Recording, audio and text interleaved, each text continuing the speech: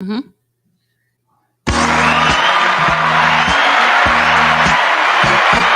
All right, all right, all right. It's Tuesday. It's a beautiful Tuesday here in Virginia Beach. Let me tell you, we've had a lot to talk about this week. I'm going to bring it to you like I always do on a dynamic perspective. It is I, Diva Danielle, in the place to be.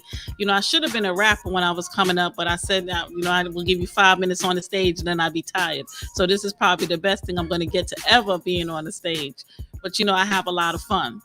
But I always want to start the day off by just giving thanks and blessings and welcome all the new people that are watching the show, people that have sent emails, people that have dropped comments. Your support is very big to myself, the nonprofit, as well as all of the other organizations.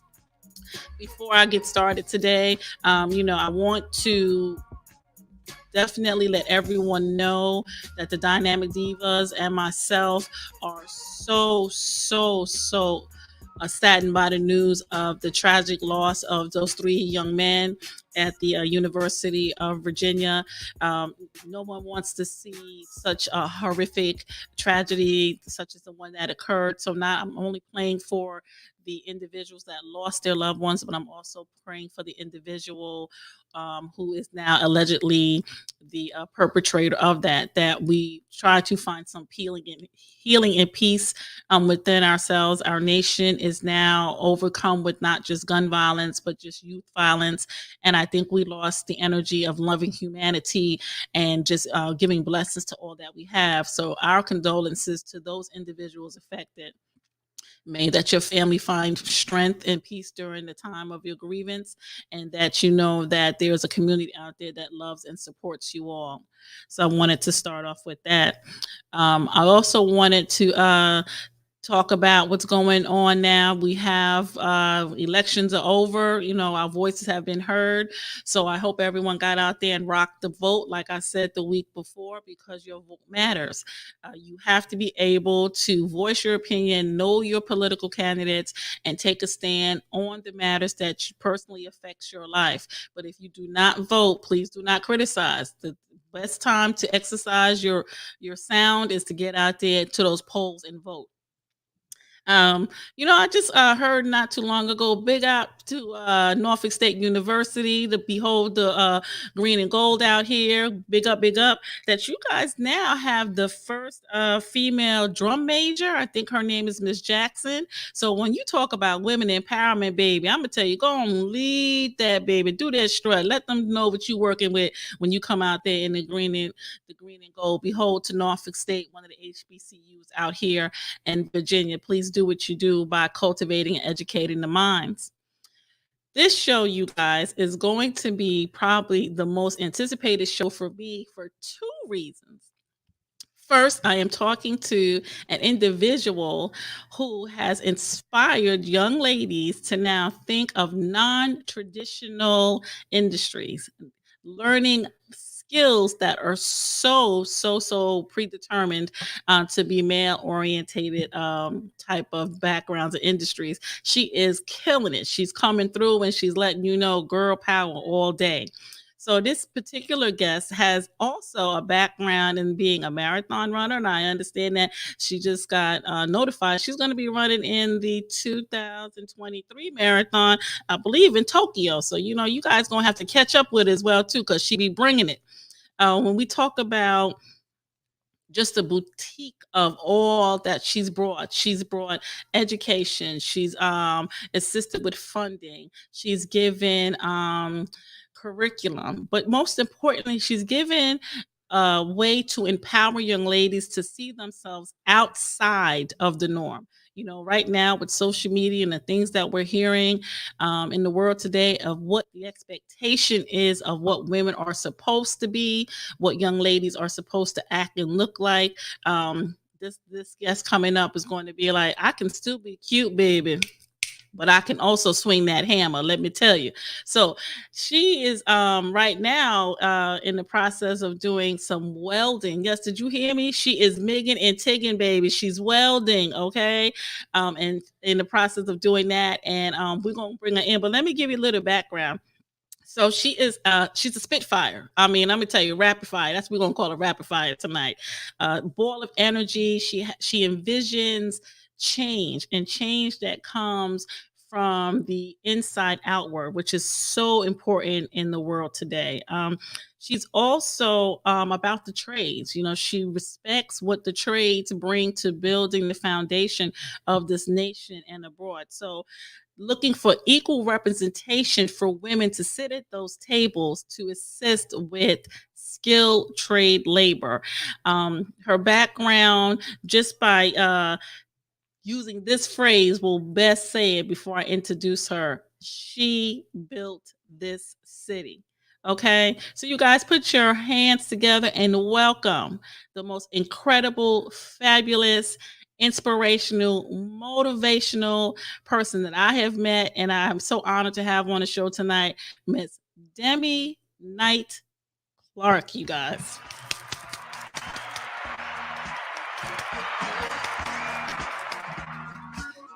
welcome, welcome, welcome, my friend. Welcome, welcome. Thanks for having me. I We are am, so glad to have you. yeah, I'm sitting in a hotel room in Forked River, New Jersey, which I have to do a shout out for an amazing woman in welding. She has been a pipe fitter, along with vocational trade trainer, and now one of, if not the most influential spokesperson for the American Welding Society. Her name is Stephanie Hoffman, and she has a shop called Underground Metalworks. And I'm doing advanced MIG, TIG, stick, and some plasma cutting this week with her, and it's just such a blessing. I think that's typical of women. She's also, by the way, the host of Metal Shop Masters on Netflix, and she still gives classes.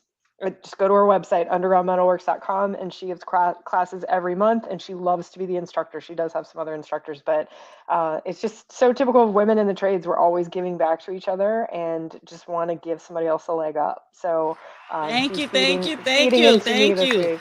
So you guys, what a way to just start the opening with giving you some information on how you can not only get some education, but also see someone that talks about these terms now. So we're gonna drop some terms tonight, and if you're in the industry, you'll understand.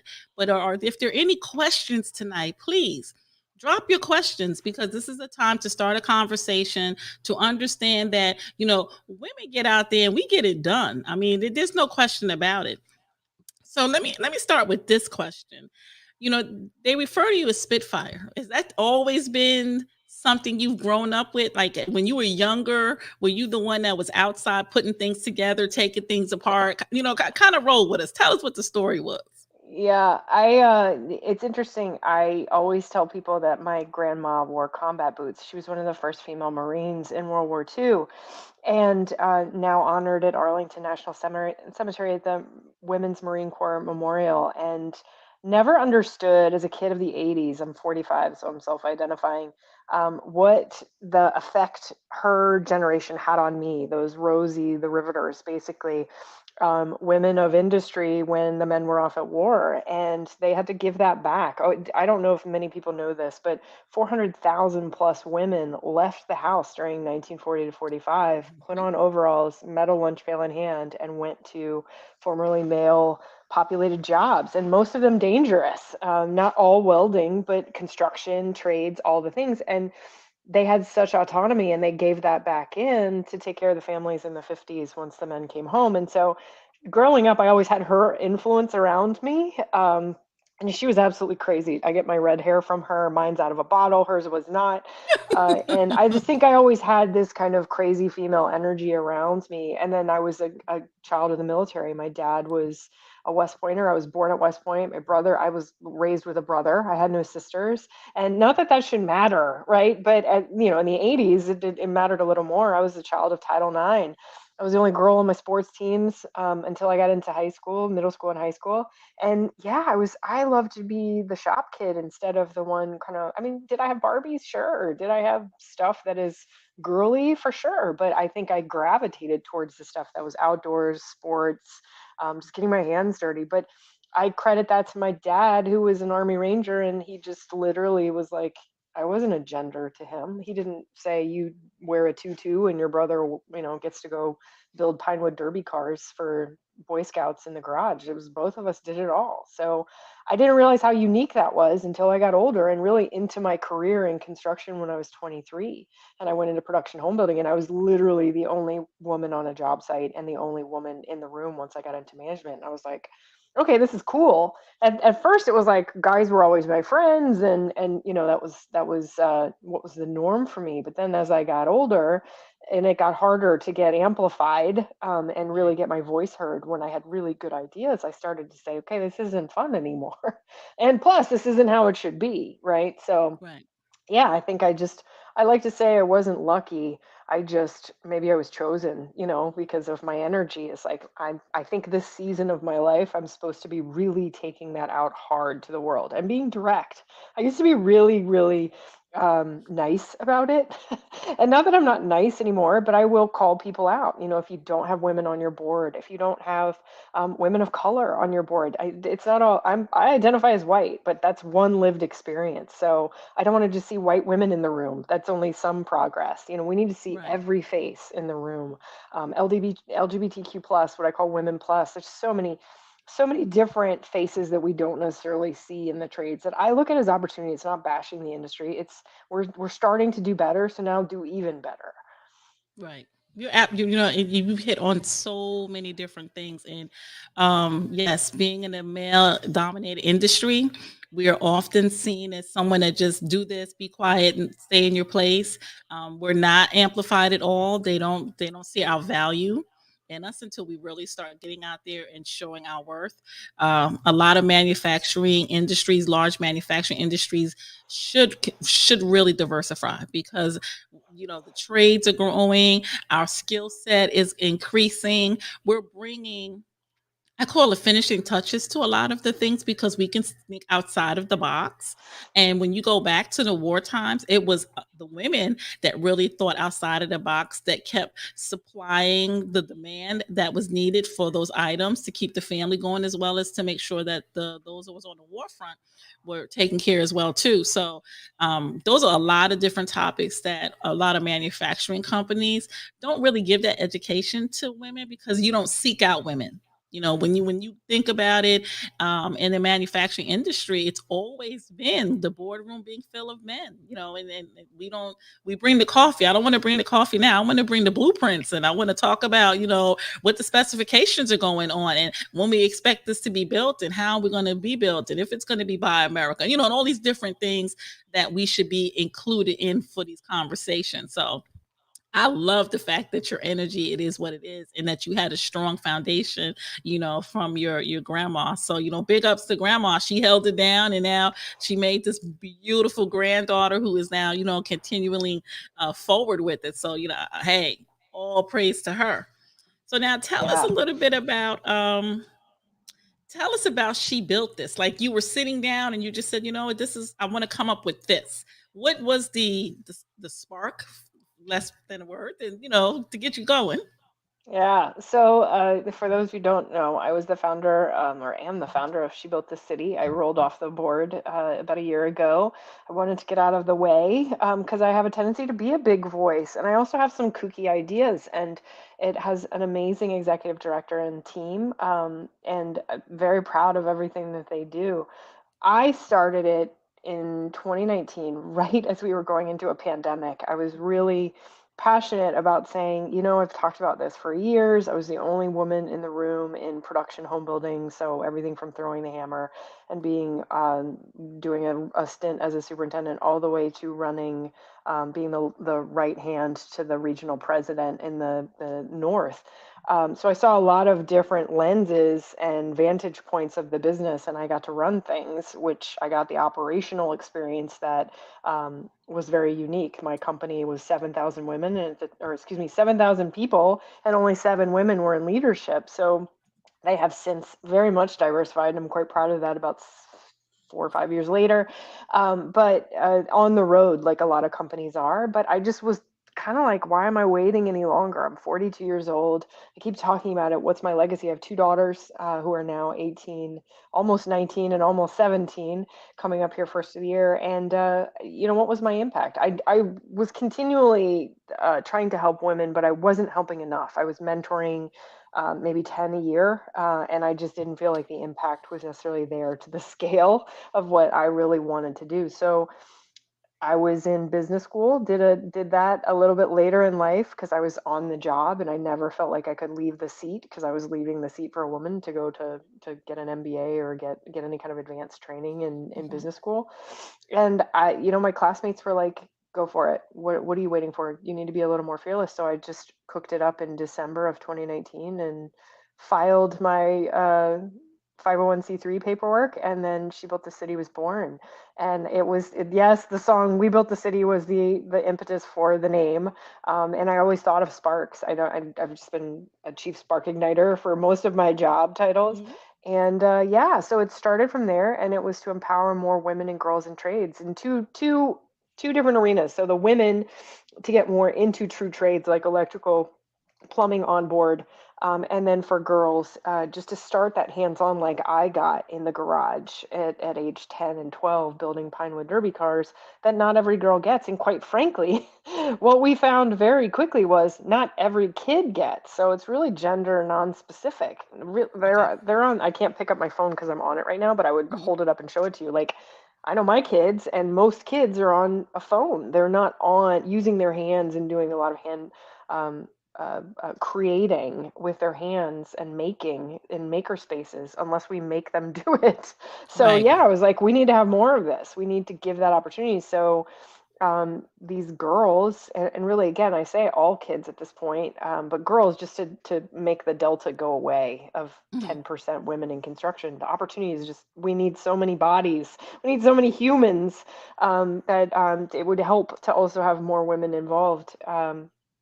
But yeah, that's where we started, was to just get girls really excited and having workshops. And I remember that first workshop we had, it was a planter build for girls. And this one little girl was just teeny tiny. She was maybe 60 pounds wet. I mean, just so little, 7 years old, and was just completely terrified of the power drill and driver. And I was like, you got this, you can do it. She walks up to the planter box and drills in her first screw, and it was like a cape grew out the back of her. And she just turned around and she whipped her head around, and she had her hands on her hips, and she's like, Miss Demi, give me another one. And I knew right then and there. I was like, I had scrapped it together, like borrowed money from friends to get the supplies, and Mhm. Lowe's had given us an initial, just here's a gift card, go buy some of the stuff you need for this workshop. And I was like, this is it. I mean, this is what we want, is that girl, whether she goes and becomes a carpenter, or she goes into STEM, or she goes into something where she's using her hands for the next 10 years in the midst of girls having no self-confidence going into middle school. We achieved our objective, or at least my objective at the time, Right. was to just get girls excited about using their hands and saying, I can do this, Exactly. like, I can do this. Well, we got a question. So the first question is, let's talk about salary. Is there a big gap between men and women's salary in the trades industry? That's a great question, and not something we talk about very often. Honestly, because there is such a it's more geographic. We were actually talking about that today in our welding classes, because I'm here with five men, or well, four. There's five of us total. There's four men who are awesome, by the way, and myself. And we're talking about welding pay per hour in my area, which is North Carolina, South Carolina, so the Carolinas and the Southeast, versus their area, which is up here in the Northeast. And there's unionized jobs, and Hmm. then union competitive. And then in my states, we have no unions, so it's an at will, at work state. So we were just talking about that in general. And it's less about gender, which you see in so many others. Um, Other industries where it's like, oh, women make 50 cents on the dollar to the man's dollar. In this industry, it's completely equal. Everything I've seen, I'm sure there's someone out there who'd be like, no, no, no, no, no. This job I had over here as a carpenter, was a dollar less an hour Right. from the guy. But no, seriously, if anything, there is such a shortage of humans, like we were talking about before. We're 700,000 electricians short in this world, just in the United States alone, and yet we're about to plug in everything. everything in the future. Everything. Electric vehicles, electric homes, electric everything. So we tell kids all the time that are going into high school, the number one degree, which you don't need a degree for this, by the way, um, popularity is electrical engineering because they can go work for Tesla, they can go work for a solar company, they can go work for, whatever, SpaceX. There's just EV is everything because of clean energy. So it's less about the gender making different salaries and more about there's just not enough humans to fill the jobs. And do they choose to make those jobs or not? And most starting wages, by the way, are high 20s. And, you're not doing the 14, $15 an hour job. You can take a welding class or two, test out, and you're starting on the line at $28 an hour. And then salary jobs are up to $100,000, $150,000 a year. So it's all, and that's just one industry, or excuse me, one vertical within construction. Construction is Right. very vast, right? In terms of what trade you'd like to choose within. And then there's lots of management opportunities. So that's why I always say to parents who are asking me, oh, is it a choice between the trades and college? Like, why couldn't they go into trades, which we're now seeing a spurt of after COVID? And I think that was what a positive that might have come from COVID, Mm-hmm. if you could say it Yes. that way, is that it did take kids to, the stigma came off of saying like, oh, why would you pay for college to just go online for XYZ thousands of dollars a year? You could go to the vocational trade schools, they have the masks, you're protecting your face anyway with respirators Mm-hmm. half the time, and you could go into a on the job right now and have no debt. And so that kind of took the stigma away. So nobody's saying that just by going into a trade you're forever, doomed, or however somebody wants to say it. I still see it always as opportunity because I love to be in the field. They could always go back to school at any time. It Right. could be when they're 25. Your company could send you to school. So I Mm-hmm. think there's a lot of ways to slice this pie, right? Is like just because somebody told us one day, you're 18, you should go to college for 4 years, and then you should sit in a job in some office somewhere. Who says that that's the way you do it? If you truly want to go to school, you absolutely can. Who Mm-hmm. cares if you're 23, 25, 30? You go to your community college, a degree is a degree, and your company might pay for it. That's true. That's true. We have another question from Maisha Lynn. Her question is there any specialty within the construction manufacturing industry that would recommend it for a highly functional child adult on the spectrum? That's a really great question. I'm going to do my best to answer it. I think we should talk about this. This is actually a topic I have never thought about, and I'm really intrigued by it. I have, again, 18 well, I don't know if I've said this yet. I know we were talking ahead of time. Mm. 18 and 16-year-old daughters, and many of their friends are in that. We have the fidget toys, and we have to be very cognizant, very high functioning, of what's best environment for them. And honestly, the more that I think about it, so this is not an official answer. I'm sure we could talk to a lot of psychologists and or doctors or someone in the medical community who would recommend better. Many of the jobs, because of the level of focus that is needed, and you also need breaks. So you have to be. So I'll stick with welding since that's me today, and really this week is you cannot not be intensely focused when that hood goes down and you are dealing with metal inert gases. I mean, that's not going to Right. blow up the world, but you are dealing with a heat electrode that could certainly cut my arm off, or someone around me if I'm not thinking safety and I'm not completely focused on the project in front of me. And so when kids that are high functioning can put those blinders on and literally say, I have to focus on this for an X amount of time. And that could be 5 minutes. Welding for 5 minutes is actually pretty extraordinary. You're welding 30 seconds to a minute at a time. It's mentally exhausting. You take a break, you come back to it, you get it, dip it in the water, get it cool, Mm-hmm. come back to it. Many of our true trades are to that. There's electricians, plumbers, carpenters, HVAC, where you get to take those breaks. And then you also get a variety of environments, which I know is something that is appreciated by that community. There's regimentation in the schedule.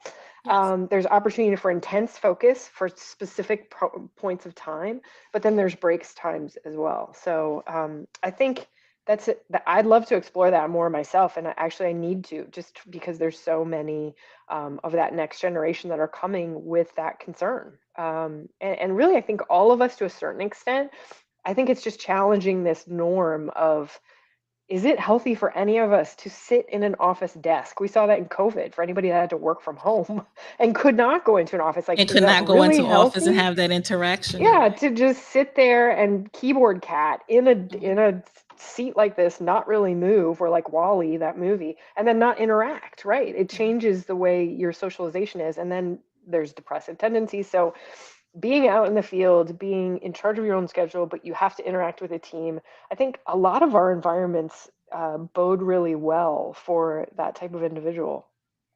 I don't Yes, know, that wasn't a direct that's absolutely answer, true. but do the exploration and actually start doing that research because there's not enough on it. And and I know with highly functional children, they give you their best work.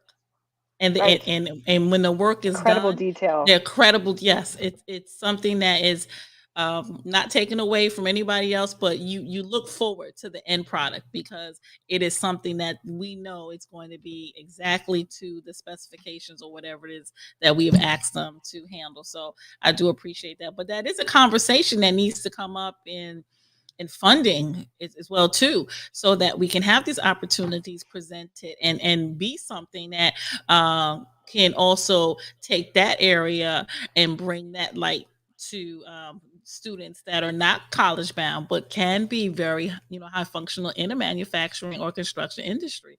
I mean, it's a plus plus, for both the employer as well as the potential employee as well. So that Yeah. was a great question. Thank you, Maisha. I appreciate that. Well, and one So, thing, I don't want to, I know you have a flow, so, but you also said we can vibe. So, mhm. I would say, because I'm very passionate about this right now in terms of, I mean, hey, I've got one in college, so college debt is real in my world. It's very top of mind. And a check that I send out to a university that Clemson that I'm wearing right now. She is architecture and engineering, by the way, so hopefully she wants to change the world in how we produce homes with 3D printed construction and sustainability. So I'm super excited to see what her contribution to this industry is. But honestly, there are more. I'm in a season right now, since I am a woman who is just filed my S corp in the state of North Carolina, minority women, small business enterprise, disadvantaged business enterprise, trying to take all of the available resources to me, which are tremendous, by the way. Just whatever state you're in, Virginia, I know, since you're in Mhm. Virginia, is a tremendous state. Every single state in the union right now has tremendous resources for you to succeed if you are what's considered an MWSBE, minority women small business enterprise, or disadvantaged business enterprise, which is lower than, I believe it's like 1.3 million net worth, which and that's in business. So if you've never started a business, most likely you are falling into that category. And Right. so it's never been a better time to start a business, and it's never been a better time to come into a construction industry and not necessarily need a degree. I could start a business today, wipe away any degreed experience that I have. And my partner, who is 49% of my company, I'm 51%, he's 49, never went to college. Extremely, extremely successful commercial construction, does storefronts for enterprise rent a car. We're going into the codes of paving and storefront with the NCDOT, the Airport and Aviation Commission, and you wouldn't need a college degree to go and do and fill out the paperwork that I am. It's a lot of work, and it's a lot of government paperwork, but there's tremendous small business resources around it. Counseling, the Women's Business Center, the That's true. Minority Business Center. So I just can't say enough about if you've got a child that is, in that college age and saying like, ugh, the pressure is real, but do I? Or you yourself are out there. I say this, I feel like this is my calling in the next 5 years or so, is to teach other women how to do this. Like, onboard ramps are real for me right now. And when you don't have one, you get what you expect. Like, Right. inspect what you expect, right? An old construction And those adage. Like, construction, yes. if we want more women and minorities to be in construction, then tell us how to do it. Because I'll tell you, Exactly. two populations who will absolutely go and do it are women and minorities. Because they know, Yes. like, you're going to give me some help, I'm going to go crush it. And That's so it. that's where I want to bring to the world is, like, it's not that hard. It was a bit painful. I'm at the tail end of all of my paperwork for certification. But now that I'm here, I'm like, wow, there should just be a manual for this, and everyone should be able to do this. And you Hmm. don't need a degree to do that. So maybe because I see a lot more of it right now in my daily life. Everybody says I'm fearless, and I'm like, no, I'm okay with saying I don't know how to do it, but I'm going to find out how. I'm going to ask a ton of questions and just bug the hell out of people. So if I, not that Yes, I'm here to be an yes, advice monster. Yeah, thank you. I need yes, that in my home, by the yes. way. Like, I just cleaned the kitchen. Like, somebody clap for me. But like I just let's stop calling it fearless. It's just I want everyone who wants to succeed. I don't care where you are, what industry you're in, to ask a ton of questions and say like I'm not going to give up. I don't care what person said like, "Oh, well, I failed." So, I've had other small businesses "Oh, you don't want NCDOT stuff. That's crazy. You're going to have to fill out so much paperwork. They don't pay you. It takes Yeah. 8 months to get a contract." And I'm like, the blinders are on. I'm like, that was your lived experience. Thank you for putting it in my back pocket. Thank you. Mm-hmm. Like that'll go into the little manual of like other people's opinions and their lived experiences. But I'm gonna do what I'm gonna do. Keep the main thing the main thing. So I think we need to instill that too into this generation of women who want to start companies and be that girl boss, lady boss, and then also the next generation who's trying to figure it out and saying like this degree thing. I mean, here I'll leave it here because I've been talking straight for like 5 minutes. Is how many of us who did go to college are using our degree? I got a degree in journalism. That's Preach. helpful for me writing emails and social Preach. media posts.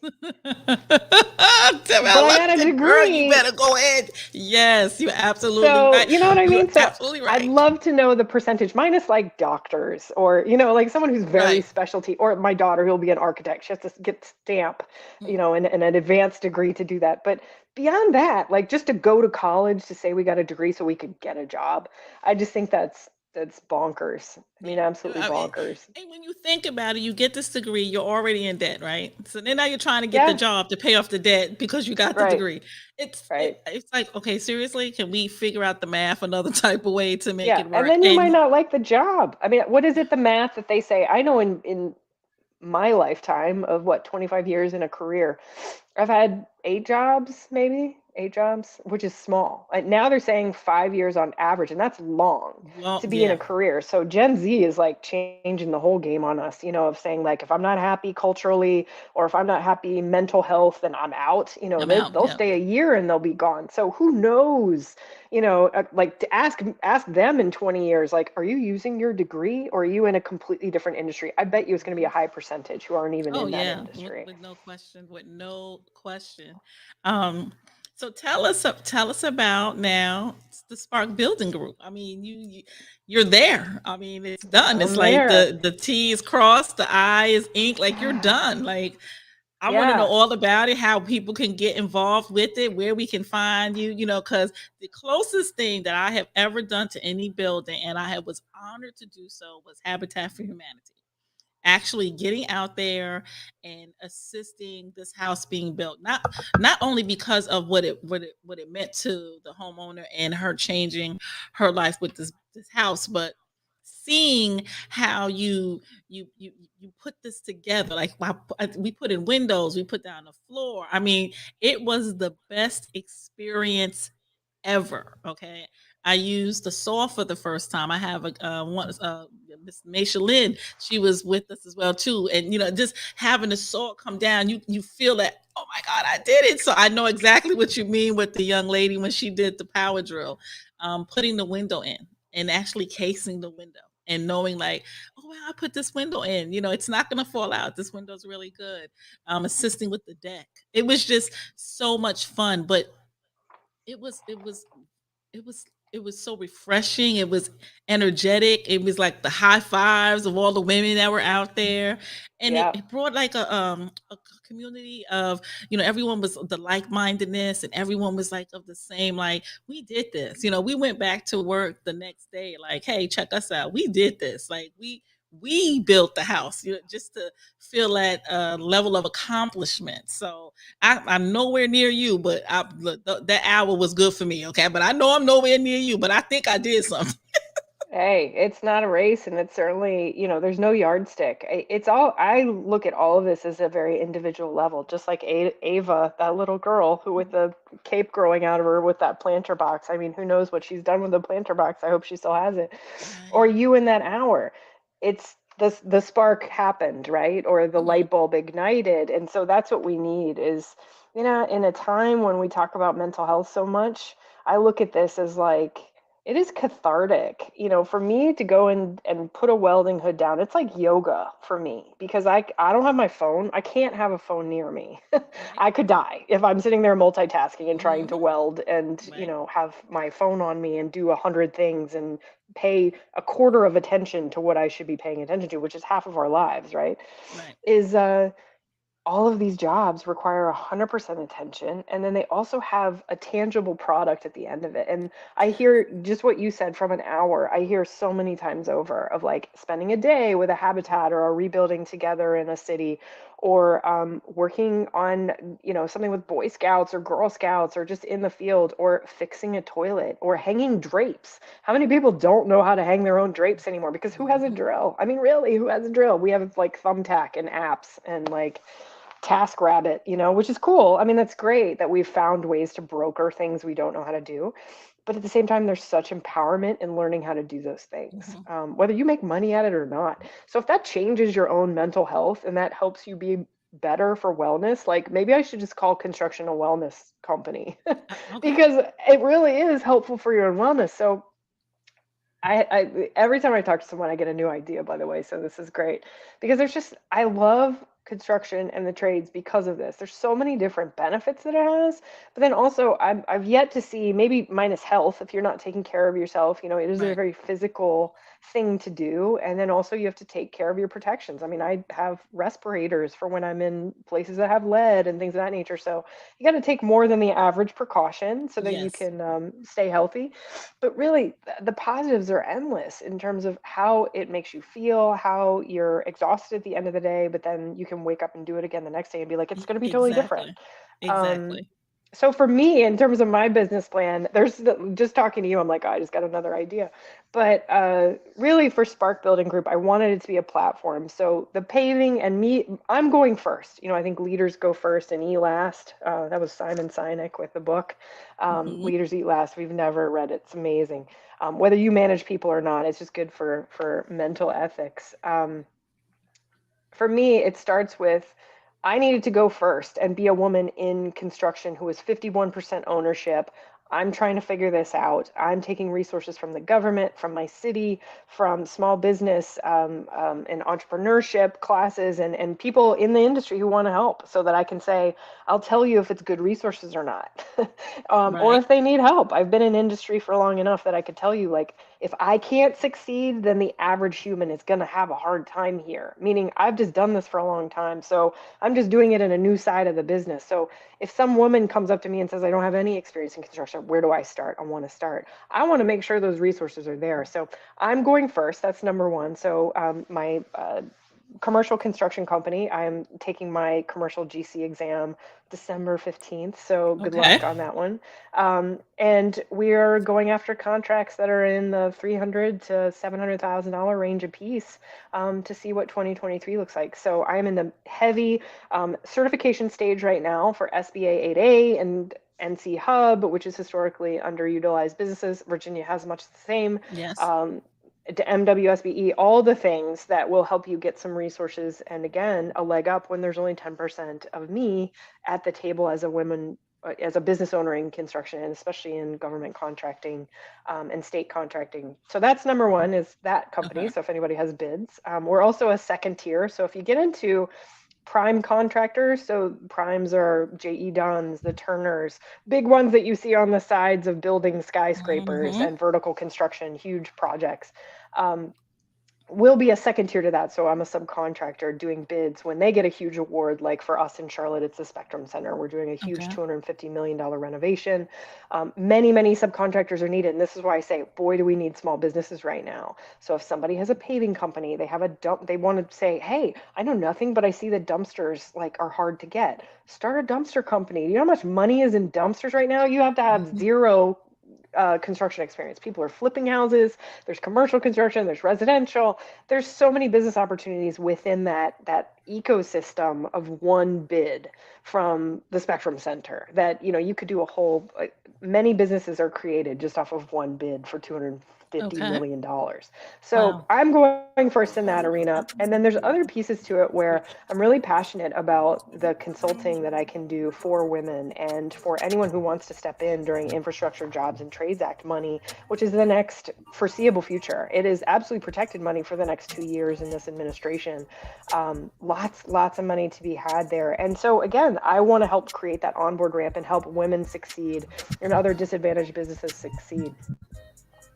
Wow, I'm just so in awe of all the things that you're getting ready to put your hand. Yes, please, can we give you a round of applause because you've touched on so many different things, and to know that you still find time to run marathons, that it's incredible. So that must be your release. Like when you run, you're just kind of clearing your head and just getting into the right space, and it all shows how what you say construction wellness. I think that's going to be the new thing, construction wellness. Demi, work on that. Let's figure out how we're going to make that pop somewhere because Seriously, that's I big give right there. Stephanie credit for welding yoga because we also have to, you have to like Get chill out there out when and you get shake. too Yes, get you. tense. And so she's like, "Yeah, we do welding yoga." So I'm like, somebody's gonna make this a class somewhere where you weld for a little bit and then you start doing yoga. So who knows? We might have just, created a Just whole came new up on industry. something. I mean, it's just incredible. And then, your accolades with the Yale Business School and just being an advocate for putting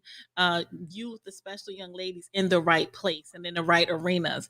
And now, venturing out to a small business to grow and to have resources available and to be a trainer.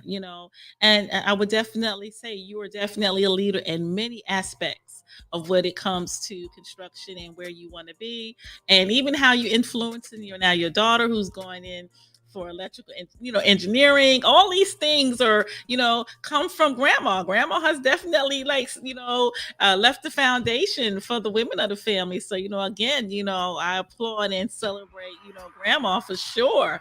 I'm just so excited about that. So now, before we get ready to wrap up, I want you to tell everyone where they can find you, what you got coming up. If you have any needs coming up in the future, we're gonna let you rock out. Tell us everything about them, where we can find you. Awesome. I love this part. This is great. Well, couple things, and I'll try to keep it brief because I know you got time. Is I have a podcast myself coming out. It's called Wrecking Ball Podcast, and I will definitely have you on. And that'll come out in the next month. And it's really talking about some of the tougher topics, Okay. like things that we just don't talk about. Things like I love the topic of high functioning kids and how do I can guarantee you I could talk to 10 companies and their HR representatives, and it's not a topic that's being discussed right now in terms of Not at all. recruitment. Absolutely. And things of saying like, hey, if it's a board that's all white men, I got to talk about it before. It's one thing to do a panel, but I want to see it actually happening in your company and just being able Mhm. to talk about some of the tougher topics that sometimes we skirt around. Um, I'm also starting a conference. So there will be a conference in June that is Women in Trade Tech and Tradepreneurship. So trade tech is what I call the future of trades. That's all the existing trades. They all have an element to tech to them, whether it's drone technologies for inspections, whether it's 3D printed, because lumber is so expensive. That's really becoming a Right. thing in the world. There is the electrical engineering and what we were talking about earlier of like EV, everything is plugged in. Mhm. Robotic arm welding for SpaceX. I just talked to a woman who is doing that, and I'm like, oh, you need to be a focus right now because that's going to get that next generation Yes. included. Of you've got to have the plumbing skills, you've got to have the welding skills, you've got to have the electrical, and you need to have that foundation. But it's going to take you into the future, which is the trade tech jobs, and then tradepreneurship, which is what I just talked about, is getting more women the onboard ramp to succeed and set them up for success by telling them how they can do this because it's really there's so many millions of dollars in this side of the world when so many people are losing their jobs in other industries. Holy cow, suddenly the trades are cool, but they were always cool. Now we're just going to make them you a tradepreneur and build Yes. generational wealth. So that and yeah, I'm looking for a space. So I'm kicking around a space in an Okay. opportunity zone in Charlotte, which is a disadvantaged area, to bring it back to life and hopefully do classes for women like we just talked about, and Wonderful. get them to throw their own spark. So that would hopefully be in the next year. So Okay. yeah, starting the talks of that. Well, everyone now, you guys have heard it. Demi got a lot of things going on, so I'm gonna tell you here. If you need anything from the Dynamic Divas, you let a girl know. I know how to do a road trip, and I got my own little tool set, so we can make some things happen. Okay, we can make some Nice. things Yeah. happen Well, for definitely sure. you're invited for the June conference, date to be determined. We're working that out in the next week or so. And Okay. then yeah, www.sparkbuildinggroup.com. You can always reach me there. I am happy to chat with anyone, literally on any topic construction. You are never bothering me. If I can help someone, then I did my job for the day. And yeah, I'll be at DBE in Virginia very soon. So just look out, world. All right, here Next she road come, to you be guys. paved. No pun intended, but she's running through here. Okay, she's running through here. Okay, you guys, please join me as we celebrate and we thank Miss Demi for being on the show tonight. You guys, come on now. She dropped some gems today. We got to pay attention to the importance of where women sit in trade and industry, and to celebrate the Spark Building Group as it's growing, it's flourishing, and it's getting ready to do some great things. And I'm truly honored to be able to speak to you once again. You made my day. It's just going to be a great conversation when I get back to work, because we need to be able to be equal, diversified, included, and heard when it comes to the construction and skilled labor industry. So everyone, let's thank Miss Debbie for being on the show tonight. Thank you. Thanks for having me. It's always great to see Yes. you. Yes. So, and I know you said you just got finished, welding for the night and whatnot. So we want you to, get you relax on, because the tigs, wigs, and all that. I know about that stuff. So, but we're gonna definitely chat with you when you get things up and running and you're ready to, bark out. If you need anything, again from us, let us know. Uh, Drop that conference information as soon as possible. We're gonna have to bring some more people down to get out there and celebrate you. But most importantly, just thank you for being a woman that has open arms to embracing and engaging those that want to get educated on something that's so non-traditional for them. I mean, you are definitely anointed and appointed, and your position to lead is definitely one not to be messed with. Thank you so much. And ditto. I think you as well. Thank you. Thank you. So, you guys, we're getting ready to close out the session. But again, I always wanted to let you guys know that what you put into the earth is what flourishes out of it. What you see and what you believe is something that makes you bigger and better. And all our gifts and blessings provide us the opportunity to grow and build. Never think you are incapable of doing something, because when you put your mind to it, you can. Those that tell you can't do it, put that in your back pocket, baby, because you don't need to be hearing what they're saying, because that's their story. That's not your story. Okay? Always remember that the most important thing is your mental health. And when you are upright and doing right, you're going to always be able to get right. And I always want you to know that the diva is always in the building, and I'm always ready to talk to somebody. Tis the season to be given. Give of yourself. Be generous, be loving, be kind. Let's learn to appreciate who we have in our lives, because they're destined to be with us now, but they're not destined to be with us forever. Enjoy your flowers today. We're coming up on the holiday season. Reach out to your family. Reach out to those you haven't spoke to, and just let them know that you love them as much as you love yourself. And until next Tuesday, y'all, it's the Diva. I love you guys, and I will talk to you guys soon. Have a beautiful evening. Enjoy the rest of your night. Until next week's Diva. Diva Danielle, and I'm out. Check it out. Watch me haters, watch me later. See, I'm 4 times 10 plus, so watch my gators. I'm God's twin, made in his image, my friend. You can Snapchat on me all day. My life matters to him. Let's go, man. Can't believe the